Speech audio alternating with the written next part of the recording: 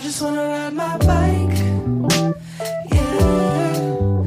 I'm just sick of always watching the news. I just wanna go outside, yeah. Spend a weekend way up top with a view. Hey, what is up, everybody? You are listening to another episode of The Rim Break, where the goal of this podcast is to press on the brakes on life a little bit and to appreciate some of the businesses around us. I am your host, Albert, and I am on my bicycle right now. So today we're going to learn about Allbirds. So here's how today's episode is going to go down. We're going to talk about a quick timeline of Allbirds and just their start and the story of Allbirds. Again, we're going to try to make things a little bit more cohesive. So let's start off with some unique findings, some fun facts about the company, just some stuff that makes this company different, some stuff that stood out to me. So something that really stood out to me was their determination and success in such a saturated market. This is pretty incredible for a startup to compete with brands like Nike or Adidas. So yeah, it seemed like it would be a terrible idea to start making shoes in a market dominated by those two giants. And they have so much money and they're very established. But Allbirds decided to play the game anyways. In business, this is called entering a red ocean strategy, where you enter in and compete in a existing marketplace and try to beat the competition. So it seemed like Allbirds was entering a red ocean, but they really just started a category of their own, and this is the game, or the game that they were trying to play was material science, playing with simplicity and playing with different materials, and this was just keeping things incredibly simple and minimalistic. Allbirds created their own blue ocean strategy, which they saw a niche for a more minimalistic footwear, and also footwear that could use more sustainable materials. Allbirds differentiated themselves from the competition, and they value innovation with the materials and how they operate as a business.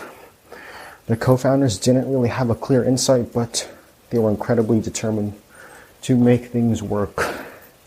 Some other interesting things that I found, this is more of a timeline / company history.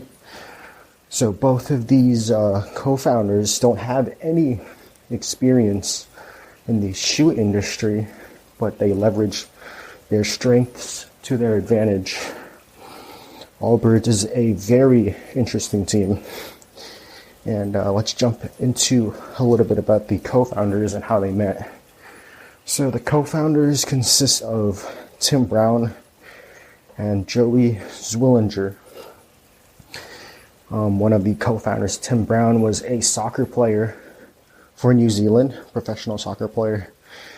And he was just fed up with all of the logos from big name brands on all of their clothing and gear. And the other co-founder, Joey Zwillinger, was an engineer at a biotech firm for 6 years before Allbirds. Brown and Zwillinger's wives were both roommates in college, and that's how they met and were introduced to each other.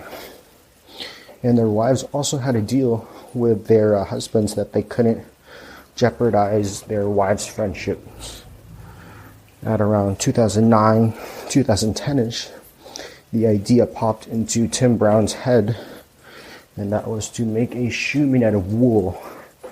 Wool because it's his hometown of New Zealand, and there are more sheep than people. And he thought it would make a great material for the upper of a shoe. And getting into the shoe game or any product is really difficult. And Brown and Zwillinger learned that the hard way. So, first of all, you have to make the first prototype, the minimal viable product, or MVP. And that's incredibly challenging. And two, once you make a good prototype, that's hard enough. And now you have to figure out how to make a lot of it. So that's another different challenge that they had to face. So the challenges that faced Brown and Zwillinger, that never really stopped them. And they just had the courage to keep on going and pursuing the shoe. By the time they actually launched the shoe, their first product was the Wool Runner. It took them 27 prototypes to finally come up with an MVP that they were satisfied with. And then Allbirds officially launched in March of 2016. From this point on, Allbirds began to gain a lot of traction and fulfill the niche in the market of casual trends in clothing, also known as athleisure. The Allbirds acted as the casual all-day multi-purpose activity shoe. So Allbirds sold one shoe silhouette / model for 14 months. And they continued to spend lots of time on research and development for different materials for the uppers and also some different styles. They only focus on a few models and keep things very simple. But what they do put out is incredible quality and good business practices. On the 0.5 episode, we will hear all about the good business practices that Allbirds participates in. Allbirds is definitely disrupting the footwear industry and consistently raising the bar. So this is, we're going to jump into the history, company background area. So these are just a list of questions that I have for each business. So the proper and full name is Allbirds, and their motto is to make better shoes in a better way. And they are marketed as the world's most comfortable shoes. And this nickname was first given to Allbirds from a Time magazine article review of these shoes. Allbirds is headquartered in San Francisco, California. And Allbirds was founded by Tim Brown and Joey Zwillinger. And the idea was first sparked by Tim Brown in 2009, but they officially launched in 2016. Allbirds is a privately held company, and it's a pretty small company, but growing company. They currently employ about 150 employees. These employees are spread out amongst different locations. And Allbirds is currently valued at over $1 billion. So they're currently a unicorn in startup lingo. And since they're privately held, their financials are not disclosed to the public, but they have sold over 1 million pairs of shoes. Also, Allbirds is a profitable company right from the start, which is exciting to hear from a startup. For it generally takes a few years for entrepreneurs to actually start making a profit. This early success is allowing the company to grow and even add brick and mortar locations in cities such as San Francisco, New York, and Toronto. This seems like a step in the right direction because people do want to touch and see these shoes in person. And that gives a entirely different experience than the traditional direct-to-consumer model they already have implemented. Their key product that they offer is footwear, such as shoes, slippers, type of shoes, and as of recently, flip-flops. All of their products are sustainably sourced, or they use sustainably sourced materials, and are eco-friendly and offer a high level of comfort. So the products they currently offered consist of 4 silhouettes: the runners, the loungers, the toppers, and the skippers. And they are then further categorized into the materials. The runner is a low-top sneaker with a running shoe style. The lounger is a slip-in style, almost like a house slipper style shoe. The topper is a high top version of the runner. And the skipper is a simplified version of the runners. Allbirds keeps things simple, 4 styles to choose from, but they do come in a variety of different colors. The wool items they have are available in the runners and loungers silhouettes, while the tree items they offer have a wider variety of styles. All 4 styles are available in this material. And I did mention the flip-flop earlier, but it did seem like it was discontinued off of their website. Pricing of the sneakers are consistent at $95 for both wool and tree materials. The only sneaker that is priced at a premium is the tree topper, which is priced at $115.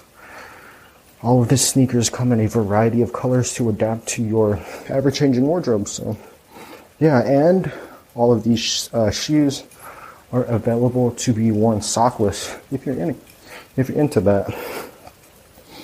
So, a unique mission that Allbirds has is they don't really look at themselves as a shoe company, but rather in the material science business.